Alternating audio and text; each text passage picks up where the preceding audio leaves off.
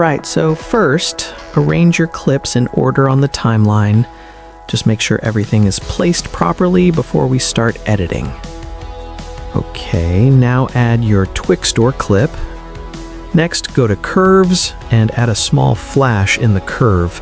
Nothing too crazy, just enough to give that punch. And trim it to the part you actually need. Don't keep the extra frames, just clean it up a little. Now select the clip and press Alt-G to convert it into a compound clip. Alright, good. Go to the beginning, add your first keyframe on scale, then move forward a bit and add the second keyframe. Now increase the scale somewhere between 100 and 140.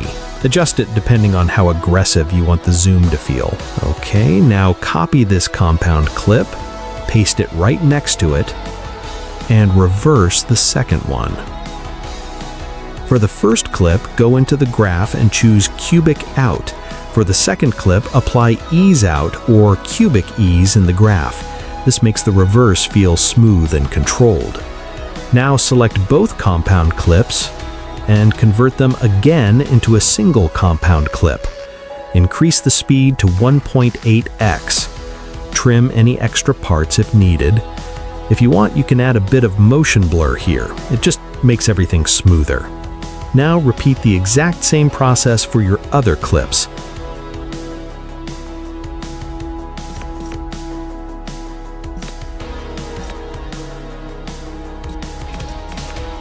After that, add the X-shake transition between the clips. Then add a small shake effect on top of it. Trim the extra parts again, just clean everything up. And yeah, that's it. You've got your microwave edit ready.